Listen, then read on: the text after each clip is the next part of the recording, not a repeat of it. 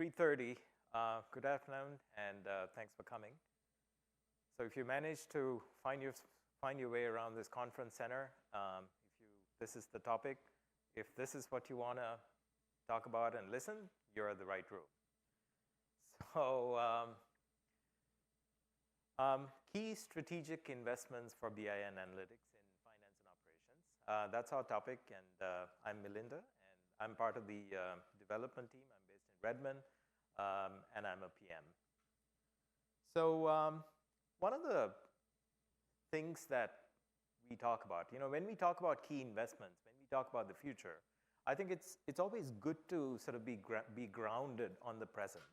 So what we're going to do today is first, let's look at what's there today. Let's look at the analytics capabilities within the product today. In the process, let's also talk about these things called entity store. Let's talk about BYOD. It's important to understand where we are today so that it's easy to talk about what we are doing in the future. So whatever we are doing in the future is based on the goodness that we have today. So you don't have to worry about, do I have to, restart rethinking about it? No, nothing like that is going to happen. But in the future, really what we're saying is that we're going to leverage this Azure Data Lake technology, and all your data from F&O is going to be available in this lake. And of course, entity store, BYOD, we'll talk about other sources of data. You're going to have that in your own lake, as in a customer's data lake. So this is great because this will power the analytics within F&O, and we're going to make that transition smooth. So as a customer, as a partner, you're going to be able to just get the best of both worlds. But that's not the only good part.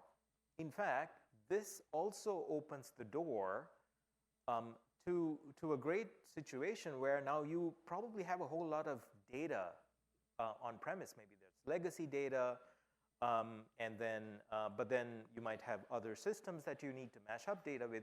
Now you might actually have a data warehouse on premise where you're currently doing these things. So the idea here is not only to replace the F&O or to re-platform F&O using Azure Data Lake technology, but it actually opens the door where you can bring your own data into the lake and modernize your data warehouse. And we'll talk a little bit about that. After we have that discussion, let's come back and talk about analytical workspaces. You love analytical workspaces. We're very encouraged by the growth that we are seeing in this service. Let's talk about how they're getting even better as a result of this transformation. So that's pretty much what we're going to talk about in the next hour or so. I have a lot of demos that I would like you to show, that I'd like you to see. I may not be able to get to sort of end-to-end demos. I'm going to kind of rush through it because we have about 60 minutes. But I'll call out things that are in public preview today, so when you go home, you'll be able to try these things yourself.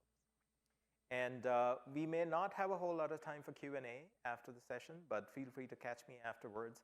And we're going to be at Expo most of the day today as well as tomorrow afternoon, so we can talk there.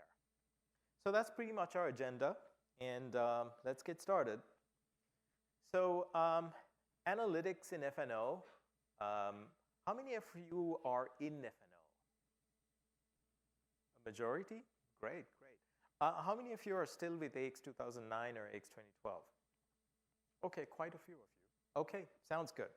So, one of the things that we did when we transitioned from AX 2012 to F&O, we wanted to understand, what are these reports? Because in an ERP, everyone talks about reports. You implement the ERP, then let's go build reports. But what we wanted to do was to understand exactly what users do after they get the reports. And what we found is that there's actually a couple of distinct categories of these reports. A certain set of reports, they're really documents. And things like purchase orders, invoices, you need to either take a printout, stick it in a box, or you want to send it as a PDF to a bunch of customers. So those reports are very different to things like inquiries and alerts. There's workflows to be approved. There's things that are pending. You want to be alerted when things are happening, and you want to get a list. So, what we tried to do was to understand exactly what these different kinds of reports are, and we based our investments to improve each and every one of these categories. I'm not going to go into details of all these different categories today, but we made significant improvements into the document reporting strategy. So for an example, out of the box, we're shipping a great set of reports that are good-looking designs. We're also making investments to make it easy to change those designs without actually being a developer. We're also designing routing capabilities that's going to make it really easy for you to perhaps switch from an SSRS design into an Excel format. So, there's investments happening in each of these categories. But one of the conscious decisions that we made was to take a lot of the legacy reports that we had and move them over to leverage Power BI. The idea is that, you probably have heard of this term called ad hoc reporting or self-service reporting. One of the things that we found out was a lot of the times, the reports, the users get a listing of the reports, they try to download it into maybe Excel or something like that, do subtotals, groupings, or they might actually go to IT and ask, a different kind of report to be created. What we wanted to do was to leverage Power BI for those kinds of reports. And that investment you will see in workspaces. How many of you are familiar with workspaces in finance?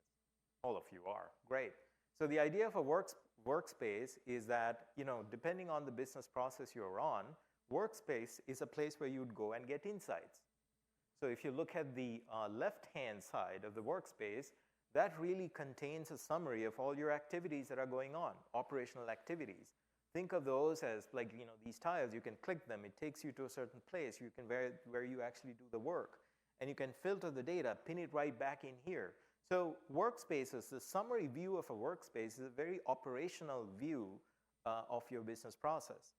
But what we've tried to do was to introduce analytics onto it so that, perhaps you're so busy with your operations. There's things to be done, you're so busy, but then maybe you might get a little bit of time in between where you now actually have the ability to think through and try to understand what's going on.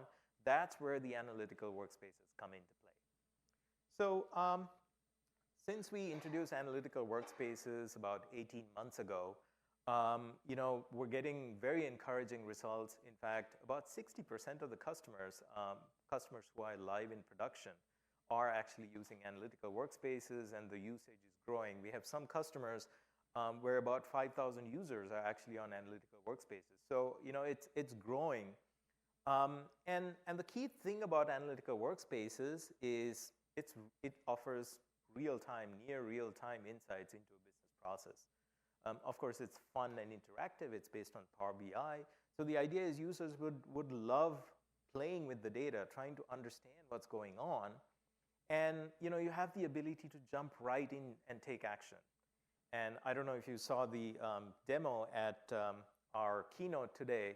We also showed the ability to add gestures into these reports. So things like create service orders, approve purchase orders, things like that. So let's just take a quick demo of an analytical workspace. How many of you are using analytical workspaces today? Okay, quite a few of you. So probably you know what I'm talking about. So here's this workspace. And what I'm going to do is here I'm, there you go. So I've jumped right into the workspace for customer credit and collections. There's about a dozen of these. We have our ISVs and partners also creating these analytical workspaces. Now, here's the operational view where you have the ability to pin operational content. So for an example, here's an inquiry with aged balances and things like that. But now the most interesting thing, I guess, to me is this analytical workspace where you can jump right into a Power BI, an embedded Power BI report. Now here, everything is in context to what the user, everything is in context to the user. So for an example, the data is filtered based on the company. There are certain analytical workspaces where the data is filtered based on your cost center or profit center. And only the people who have access to this functionality in F&O gets access to this report. And as you can probably see, what we've done is all the reports that are relevant to this collection process, we've tried to provide that here within this space. So for an example, here's the credit overview. Here's a list of customers that are over the credit limit. And here's, let me just jump through and look at aged balances. Now, the cool thing here is these are not just Power BI reports. I mean, they're interactive, all that good stuff. But now there are these gestures. So for an example, I can click through here into this pie chart, and I can jump right into the data, the detail filtered based on what you see. So these gestures have been built on F&O using the events that you get from these reports.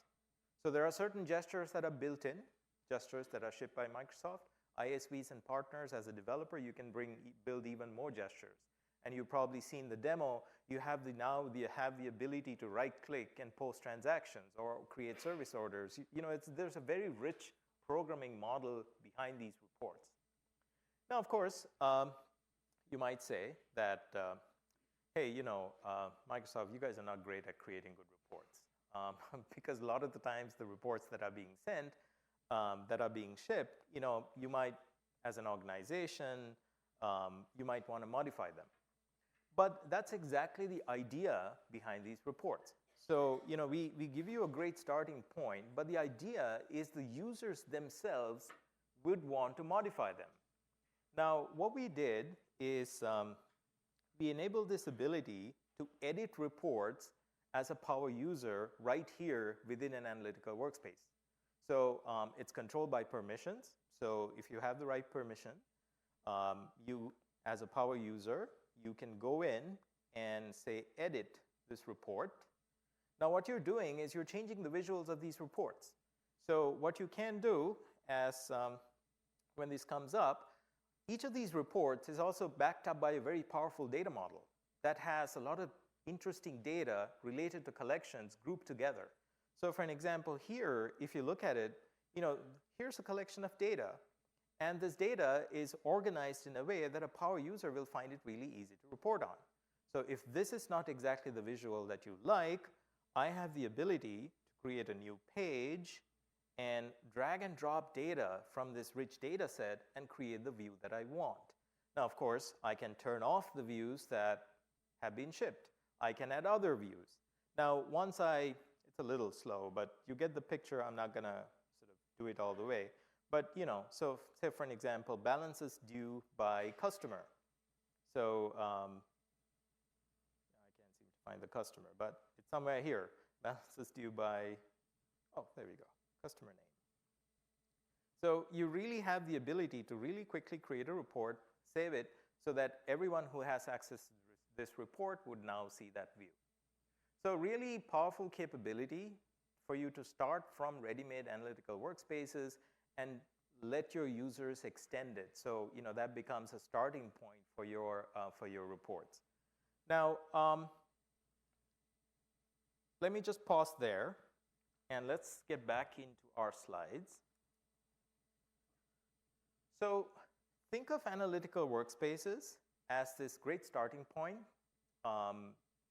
where your users have the ability to explore data, create the views of data that they want.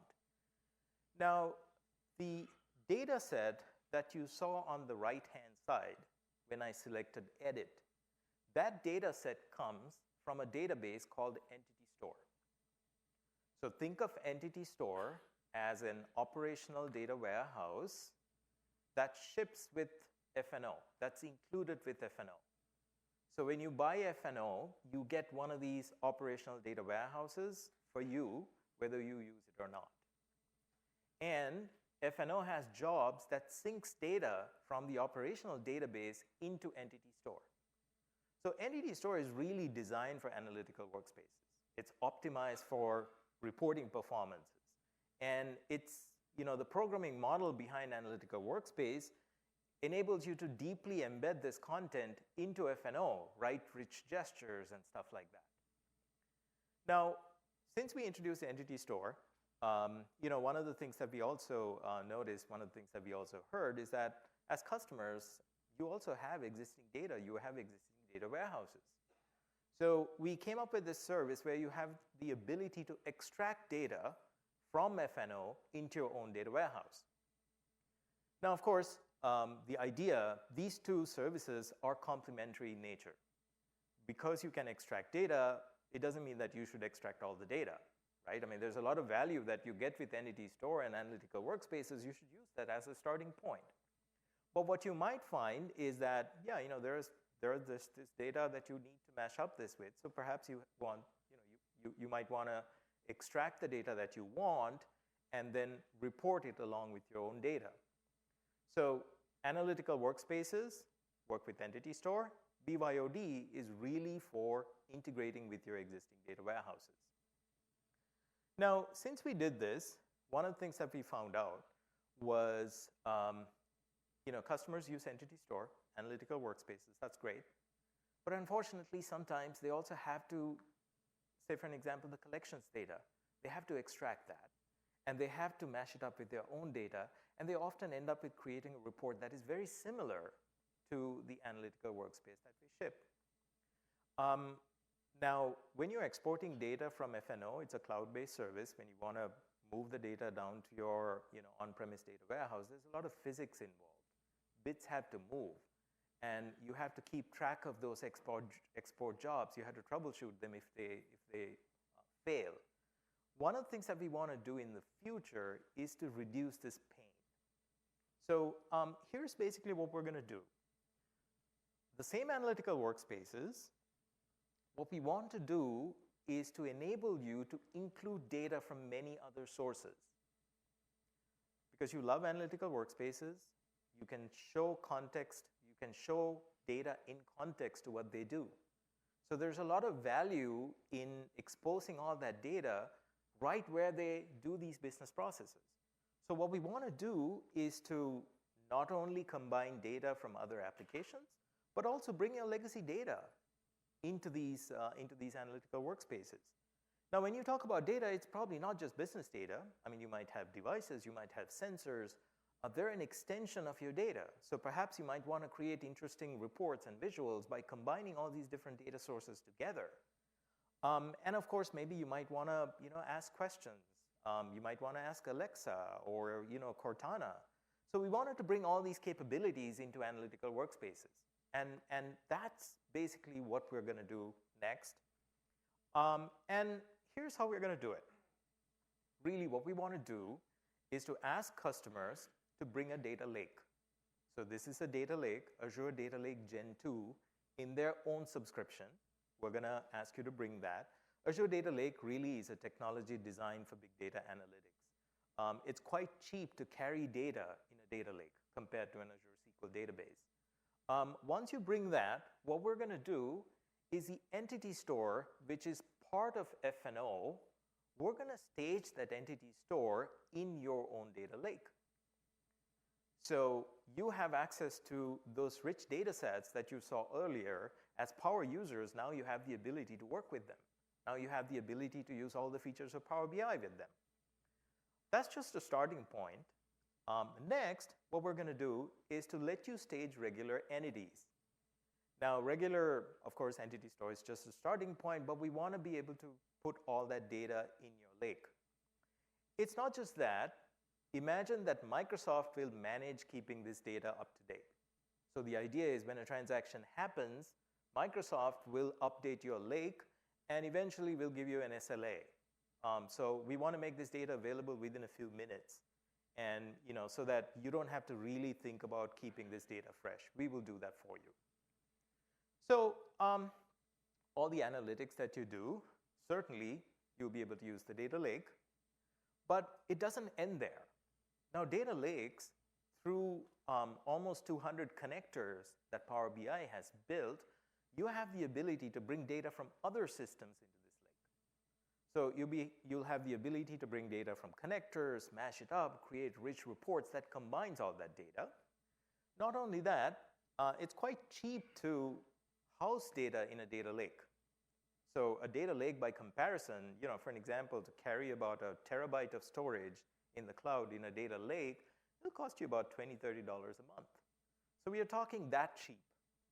Now, what you could do, leveraging those economics is you have the ability to take your existing legacy data and actually keep it in the cloud and use the compute capabilities in the cloud. Now, of course, it doesn't have to stop at business data. Think about all those documents that you're getting in terms of attachments and then, resumes and all those documents that you're storing. Now you have the ability to put those documents in the lake. Now, it doesn't stop there. Now you can point, some of the AI algorithms that we have. For an example, there are algorithms that can read PDF documents, identify keywords that are being expressed. And there are algorithms that can actually identify the sentiment of what people are saying. So all of a sudden, now you have this rich insights from documents which you have the ability to now perhaps mash up with your service orders or perhaps your collections, see how happy they are, whether that's improving your collections or not. So the idea is that you can add different types of data into the lake because it's designed for analytics. It's designed to house lots of data. So what do we do with that data once it's in the lake? Well, there's a choice of tools available. So for an example, if you are a pro user, if you're a power user, you have the power user tools. So you have Power BI. Of course, you're already familiar with Power BI. There's Flow, and then today you saw the introduction of another tool called the AI Builder. So there's a lot of power tools with which your power users will be able to consume this data. Now, of course, not all your systems will be built by power users, but you have your pro developers who will be using, things like Azure Data Factory, Databricks, Azure Machine Learning, Azure Data Warehouse. Those tools will still work. So this is pretty much what we're going to enable. Let's see a quick demo. So I talked about Entity Store in Azure Data Lake. And this is a feature that we've had in public preview since PU25, which would be April timeframe. So most of you would have PU25 at this point in time. What I'm going to actually show you is a slightly later build, and this just happens to be PU28. So I'm about 3 months ahead. Now, if you're part of our insider program, which I'll talk to you later about, you would have had this build a couple of days ago, right? So this is PU28, but the same thing is there in PU25 as well. So don't worry about it. Now, what you can do is, here's the Entity Store UI. So are you familiar with this? Are you familiar with Entity Store? How many of you are familiar with this? How many of you have seen this UI? A few of you. So starting PU23, what we did was system started managing Entity Store refresh. Earlier, you had to refresh Entity Store using, you had to schedule it. But starting PU23, now system assumes that responsibility, right? So it's basically system takes over. I've done one thing here. Sorry, just maybe close your eyes for a couple of seconds. I did this a little earlier. Let me turn this off, and let's go back to Entity Store. Okay, there you go. Nothing happened. So what you will see here is now when system takes over refresh of Entity Store, what it does is it just wants you to go one time and activate the models that you're interested in. So these are all the models that are in Entity Store. And here's collections. This is the one that we saw inside that Power BI report. So what you need to do is to go and activate it, say enable automatic refresh, and then you can select the frequency of refresh that you want. And of course, in this case, we're still using that relational Entity Store. This is the frequency that we let you choose at this point. And of course, I've let this run for a couple of minutes, and you can see that, yeah, it's getting refreshed every hour or so. Things are going on fine. Now, what you can do is in PU25 or later, there's this new tab called the Data Connections tab. What it does it lets you bring your own data lake. So you need to go provision a data lake, and you need to provide this information to the system. The system validates this for you. And how many of you know how to do this, how to get a data lake? Yeah, a few of you know. So if you search for in Azure Data Lake, here you go. Right now you had to read through this article. It's a little painful, but it kind of tells you how to get a entity store in data lake. We're going to automate this. Imagine that in LCS you'll be able to actually check a button and say, get me a data lake. We'll do that for you. But right now it's a little, it's a little painful one-time operation. But once you do that, what you can do is you can enable data lake integration. And in PU25, we also added this ability to do what we call trickle feed. What it does really is when a transaction happens in FNO, that transaction gets pushed over to the data lake right away. Right away means a few minutes late, up to about 10 minutes late. That's because we've kind of dialed it down a little bit till we do some perf studies. But you can imagine that within 5 minutes or so, transactions are going to get into the data lake. So I'm going to save this. And then the system says, OK, now entity store is pointing to the data lake. It's not pointing to that relational entity store. So here, this switch is really to switch back and forth. Now, when I do that, of course, if I go back into the entity store, nothing changes except that it says, OK, now your data is actually going into a data lake, right? Now, what's interesting is, if you remember earlier, you had a little dial with which you could say, I want my entity store refreshed every hour, every day. Now that dial went away because you no longer need to tell when to refresh entity store. It happens trickle feed. It happens almost real time now, right? So when you switch to the data lake, entity store is not only managed by the system, but it happens on a few transactions basis. So it happens on an almost real time basis, right? So now this data keeps on pumping into the data lake. Let's see what actually it looks like. So what I'm going to do is I'm going to open the Azure Storage Explorer to show you the shape of the data, right? So if you click here, and by the way, this folder structure, we'll talk a little bit more about the folder structure. This changed a little bit in PU26, right? We made it a little bit more friendlier in PU26. So if you click this location, this storage account, let me actually go up a level. So here's the URL of the FNO instance. So I can use the same data lake for multiple instances of FNO. In this case, I just have one. And here are the aggregate measurements. And here's the collection one that I staged on the lake. Well, I did a little bit earlier, but here's the data. And what's interesting is this model file that actually gets created with data. So let's talk a little bit about it in just a little bit.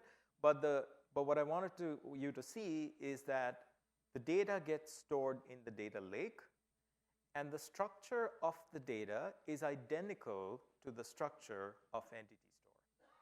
We did that very, very intentionally because it becomes very easy for you to switch the reports onto the data lake at a later stage, right? So let's get back into the slides. Let's talk a little bit more now that you've seen what entity store in data lake looks like. Basically, it's just a switch from relational to the data lake, right?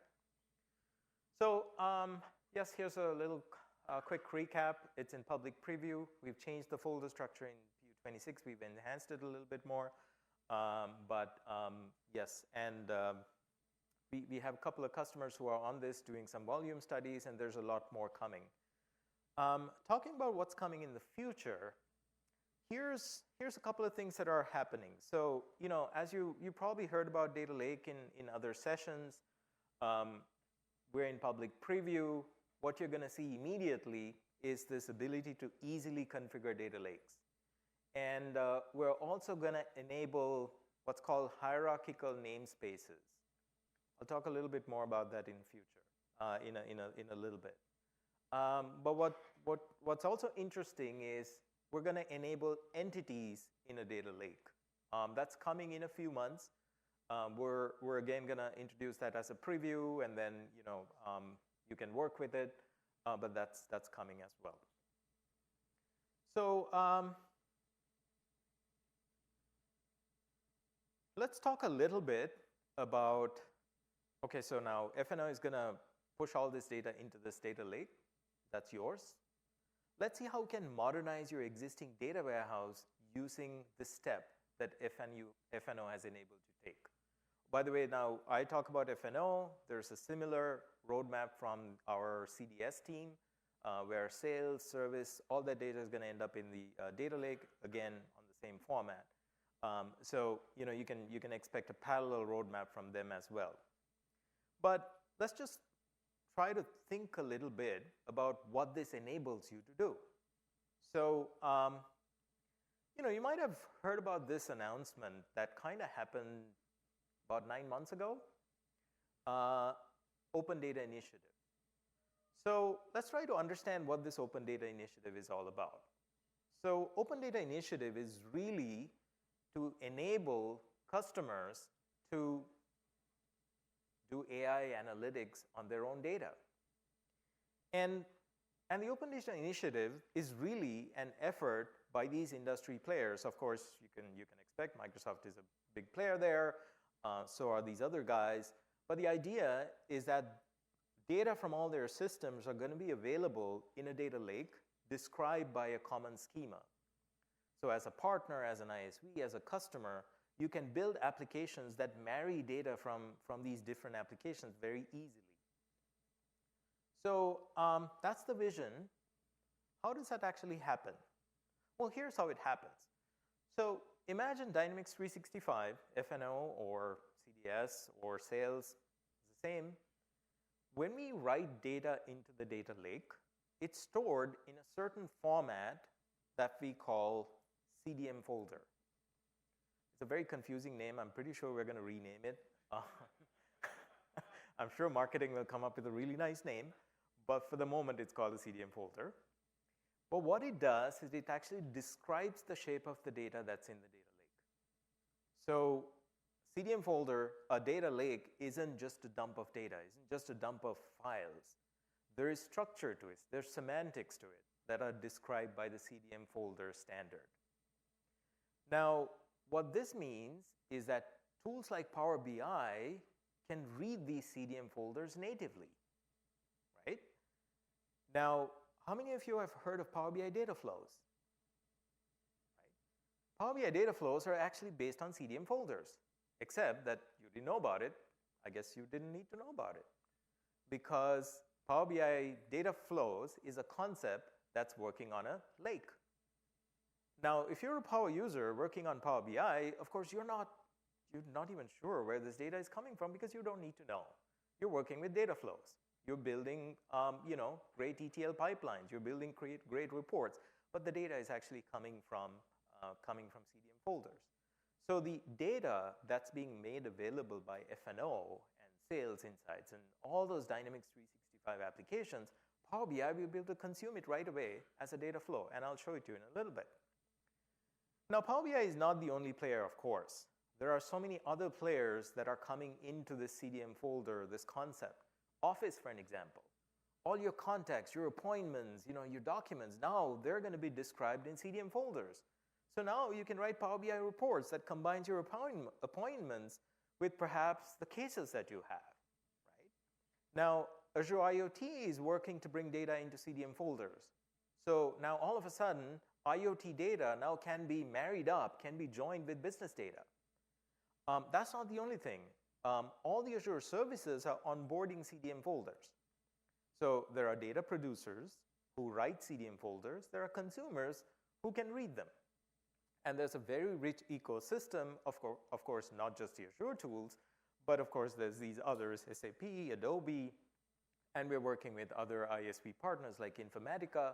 So the idea is this rich ecosystem is what enables you to leverage a data lake. I don't know about you, I'm pretty old. back in early 80s, you would probably remember, does anyone remember the FAT32 file system? Right? Right, yes, we're all old, I guess. But so the idea is that, because of the FAT32 file system, every hard disk, there was a file system. So all the applications could read data from any hard disk, regardless of the manufacturer, right? That's what Microsoft did, I guess how many years ago? That's exactly what we're going to do for the data lake.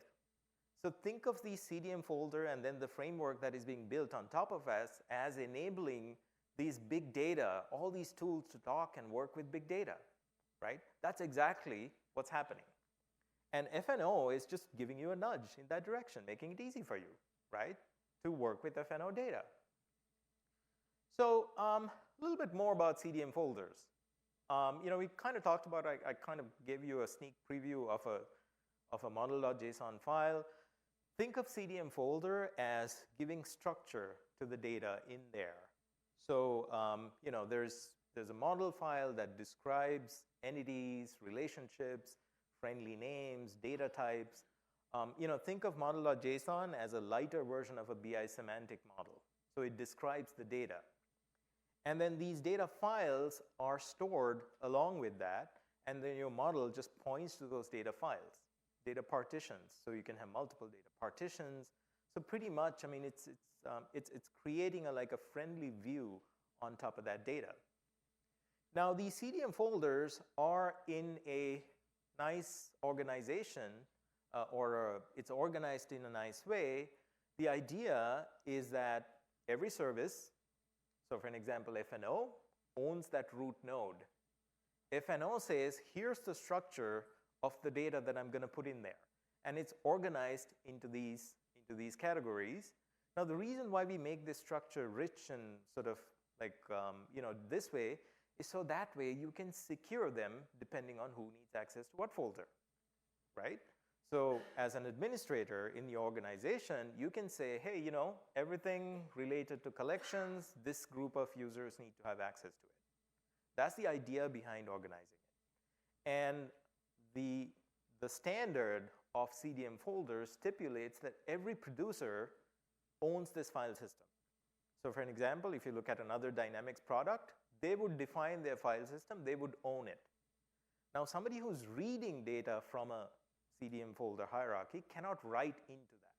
They need to write into their own folder hierarchy. So Power BI has its own folder hierarchy. Dynamics products, whoever comes in has their own folder hierarchy. That's the convention. That's how all these tools play together nicely, right? And I'm not going to read through this. You'll get the slides later. But the idea is there's a rich file system that is behind this data lake. And this hierarchical namespace is basically what, how many of you have written Hadoop or big data job scripts? Okay, a few of you. So in the big data world, in a business data warehouse, you typically deal with files and tables, and then, but in a big data system, imagine that a device is sending lots of sensor signals. Let's say your electricity meters, every half an hour, it's sending a bunch of signals. Now, in a big data world, you don't go and update the previously sent signal. Instead, what you do is you just keep on appending all these logs. So the idea of a hierarchical naming system is, you have a folder structure through which you can keep on appending all these files. However, the consumers don't need to read file by file. They can read the whole folder. So the consuming tools don't need to think about how many files are in there in a folder. They don't have to go in a loop and keep on reading every file. They can do operations at a folder level. That's the beauty of the hierarchical namespace. So in fact, ADLS really is a combination of the Hadoop-style hierarchical folder manipulation languages along with the sort of the blob languages. That's the HDF. That's the idea behind ADLS Gen2 file system. So, and of course, you have the ability to control the access to these folders using Azure Active Directory. So it gives you that robust capabilities with which you can control access and manage access depending on who needs what. So that's a real quick overview of the data lake. Now, imagine what it can do for you. So for an example, we talked about analytical workspaces in the beginning, and we talked about how great they were and how you can embed a lot of insights right in front of your business users in context. Now, it gets better because how many of you, you love analytical workspaces. How many of you have come across these painful limitations on the left? Okay, yeah, quite a few of you. Right, they're great, but there are a couple of limitations here. One of them is direct query only. The reason why it's direct query only is we want it to reflect real-time data. Of course, it's coming from FNO, so that's fine. And also, it's only sourced from FNO. You can't put external data into it, right? And of course, FNO security settings are enforced. That's kind of great. But you're also missing out a whole lot of capabilities that are there in PowerBI.com.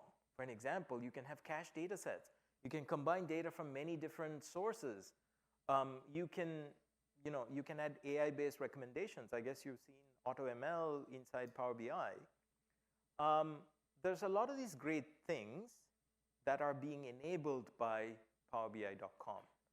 So what you have now is the ability to pin reports from PowerBI.com into analytical workspaces.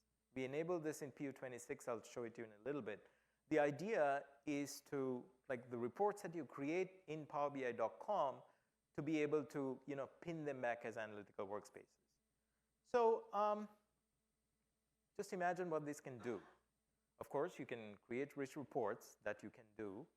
But now you actually have the ability to use all the capabilities of the data lake. So, for an example, you can use data flows. You can have, think about adding many different sources of data, including sensors. Now, maybe you might have some sensors, and maybe you need to take some action if those sensors are, not performing well.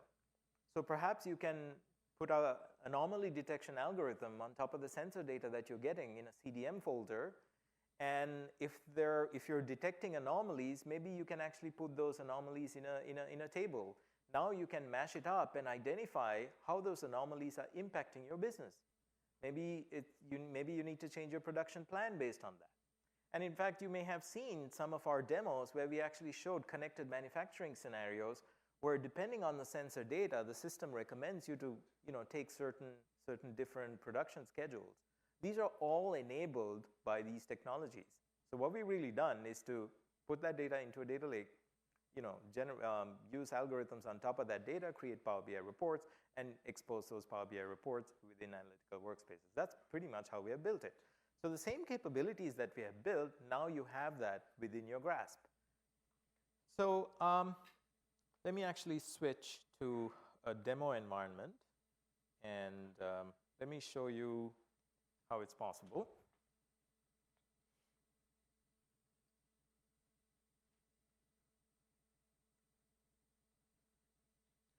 So here we are back in our FNO environment.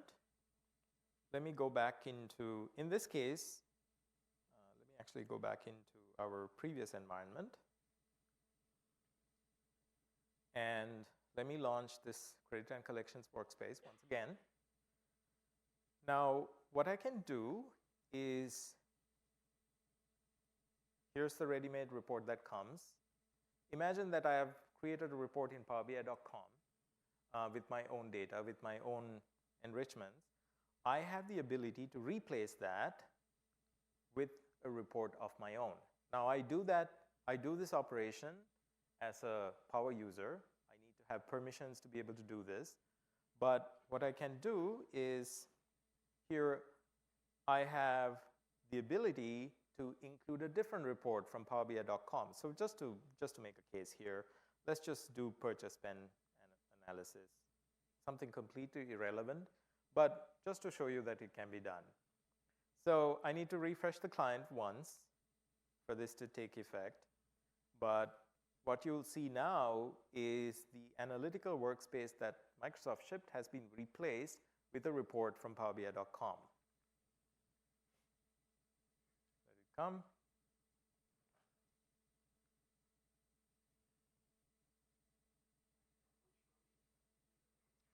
This became available with PU26. So most of you are probably on PU. Okay, that didn't. Oh, yes, here you go. Purchased by vendor. So it completely replaced the report that was shipped into this report. Now, there are other benefits to this. Say, for an example, in a one-box environment, you did not have analytical workspaces before. And there was a very painful blog post that you had to kind of go through and add Power BI for like proof of concept, or you wanted to do a quick test. You wanted to do that. It was pretty hard for you to configure a one-box environment. Of course, in a multi-box, sandbox environments, it was configured, no problem. But let's just say you wanted to do a quick proof of concept. So now, with this capability, you can actually pin reports into analytical workspaces in a one-box environment, right?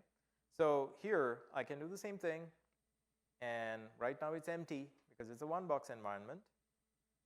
Now, I have the ability to go and pick a report. Okay, it's not letting me pick that, but take my word for it.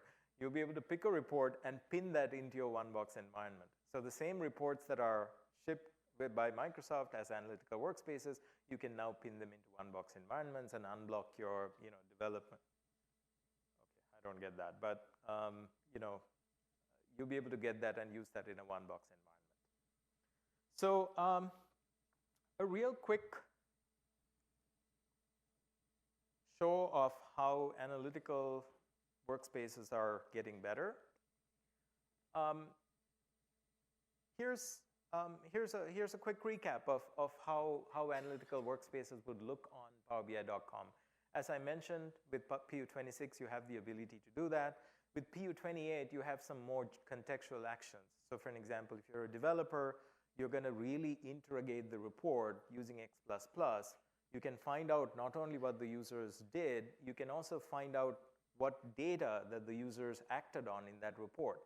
So you actually get that data set, and you can do, you can do very rich actions by taking that data set using this capability. So something you should check out.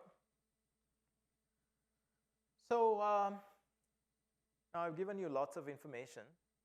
So what do you do? What do you do now? I mean, where do you go from here? Of course, you might be in the middle of an implementation project. You might be in production right now. You must be using analytical workspaces, or you may be planning to onboard F&O, and so what do you do now? You should not do anything different, because as you've seen, we're going to make it really easy for you to transition into the data lake. So for an example, if you're using Entity Store, you should continue to use that. If you are using BYOD, you should continue to use that. Now, as you've seen, with Entity Store, you can switch easily from the relational Entity Store into a data lake. The format of data is going to be identical. Right now, Entity Store and Data Lake is in public preview. Towards sort of the later part of this year, as we get closer to GA, we're going to actually tell you on how to transition your existing analytical workspaces. It's going to be a painless process on how to point them into Data Lake. Keep using Entity Store, keep using analytical workspaces. There's no reason to postpone what you're doing waiting for the Data Lake. If you're extending Entity Store, if you're extending entities for BYOD, just continue to do so, because the same metadata is going to be available for you when you go to the Data Lake. Now, of course, if you want a sneak preview, you want to work with us perhaps a little closer, you're welcome to join the Insider program. There are Insider programs from F&O, there's Insider programs from Power BI. That'll actually give you the ability to get these bits about 2 months, maybe about 8 to 10 weeks in advance. Also, when you join the Insider program, you join like a private Yammer group, which is staffed by folks like my team. So, I mean, the idea is, you get to interact with the R&D team directly and then, get any issues sorted out. Now, of course, there's a reason why we do that. We want to iron out all these issues as soon as we can. That's why all of us jump in if you have any issue. But of course, being in the Insider program also has a lot of responsibility. There's a requirement that you actually have to validate. You have to give feedback within a certain period of time. So there's some responsibility on your part for getting into that program as well.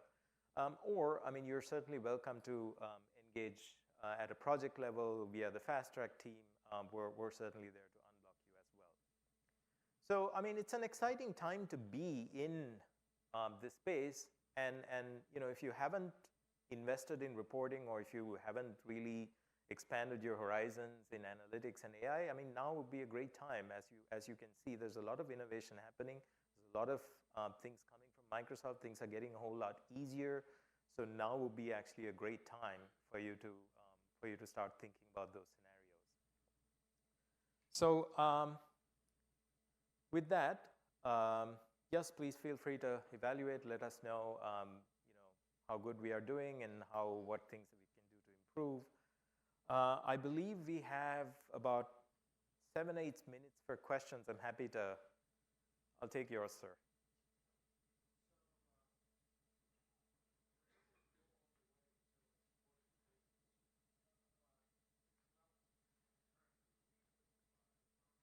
Right. Yeah. Yeah, so a great question. So, you used our public preview, exported data to the data lake. You were there even before the public preview. Great. You exported data to the lake. However, Power BI data flows cannot be defined on that data. When is that going to change? Yes. So that limitation is known as the hierarchical naming. So when you create a storage account, F&O as well as CRM, we don't support storage accounts with hierarchical namespace enabled. That's going to change over the next couple of weeks, months, because there's a feature coming from ADLS team that's going to enable that. So imagine July, August timeframe, you're going to be able to use that.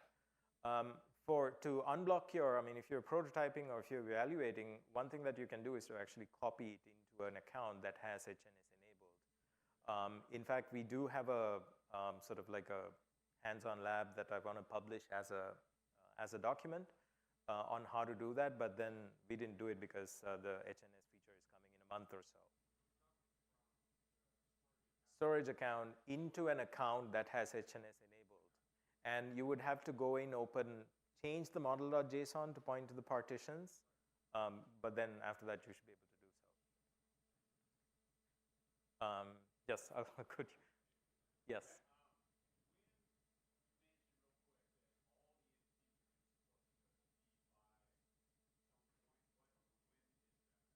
Yeah, so the question is, when are all entities going to be available in a data lake? Is that? With the trickle feed, yeah. Right.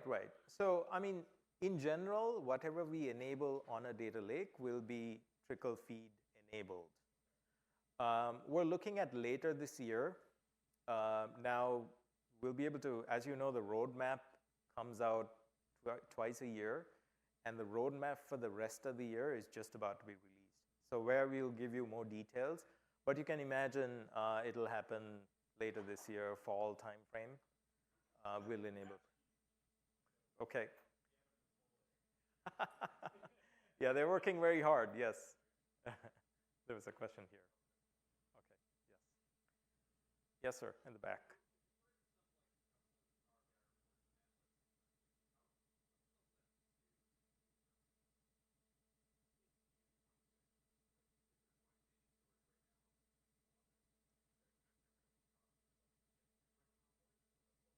No. So your question is, you have a custom Power BI report that you created using powerbi.com and BYOD maybe. You want to add that as an analytical workspace into FNO.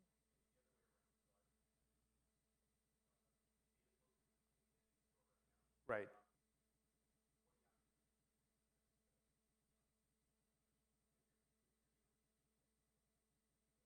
Oh, I see. Yes. So if you want to move your entity store into the data lake, you'd have to define a data lake.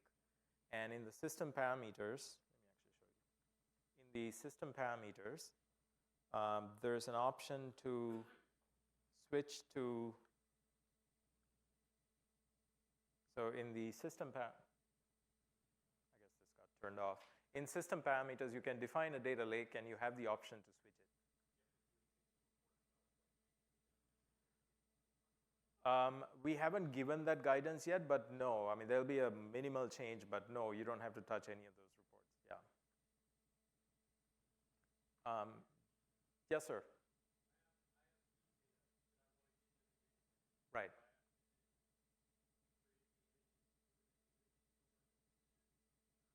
So the question is, if you're an ISV, how do I get my ISV data into a data lake? So right now, of course, entity store is what we support in data lake. So if you extended entity store schemas, or if you have new entity, if you new aggregate measurements, yeah, those will go to data lake. When we enable entities, just like Microsoft entities, any extended or custom entities will get to data lake also. There's a question here.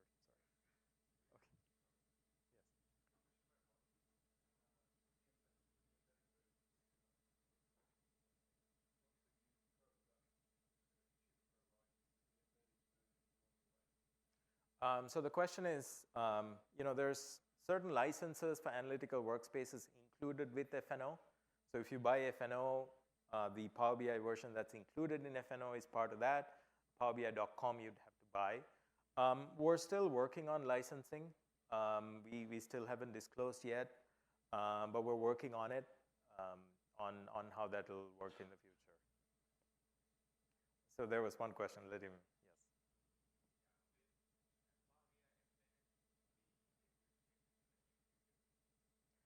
The question is Power BI Embedded going to be deprecated in the?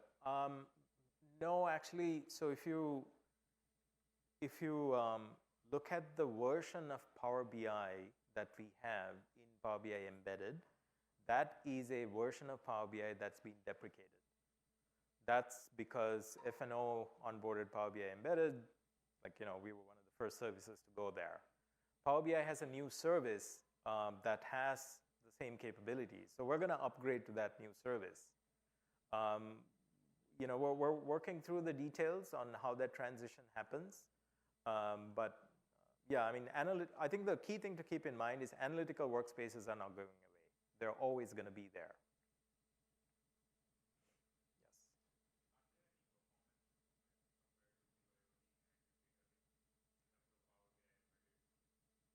So the question is, are there perf implications of BYOD versus data lake when it comes to Power BI? We worked with some customers. Of course, we haven't done a lot of tests on that, but we're getting sort of comparable performance. But in a data lake, if you look at it, there's caching technologies involved. So, if you look at the direct query, SQL-based entity store and direct query, what we've done is we've optimized entity store for better performance. So we've generated, numeric surrogate keys, we do column store indices. As a result, the direct query, reports, they perform well. Now, in a BYOD world, you can certainly optimize it that way, or you can do caching in a Power BI, like you can create a Power BI data set. So data lake is kind of like that. There are technologies with which you can do direct query on data lake. And then, of course, if you cache it, then the performance is going to improve. But you have to pay in terms of latency, because now you have to wait till the cache is refreshed. So, there are these trade-offs. So we haven't really done a apples-to-apples comparison yet, but it's something that we would do. And we would certainly provide guidance in terms of, here's how you should transition, when we get close to GA. I think I have time for one more question.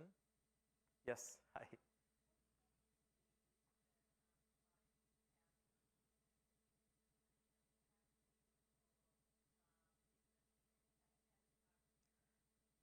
Right. Right.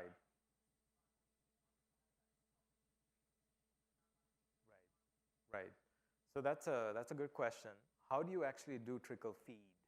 So the question is, how do you trickle feed? Do you use change tracking, or do you, I guess your bigger question is if a record gets deleted in FNO, whether that, yeah. So under the covers, the trickle feed technology, we don't use change tracking at this point. There are a couple of reasons.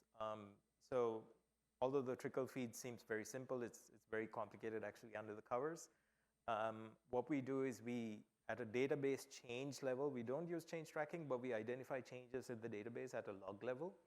And that is propagated from, the database changes happen at a table level, whereas entities are at a higher level. So we kind of identify these changes, propagate it up to the entities, and there's a periodic job that sort of goes and does those operations in the lake. But the bottom line is that if a record gets deleted, we also go and do that delete operation on the lake. Under the covers, the system keeps on tracking how this operation is going on. And if the system feels that, you know what, something doesn't look right, it just goes and does a full refresh under the cover. So it's sort of a bit of an intelligent operation. Many things happen, but we also do if we suspect something, we just do a full refresh and swap it. So it's a little complicated, but yeah. So thank you very much. I think our time's up. If you have any questions, please come to the expo tomorrow. Thank you.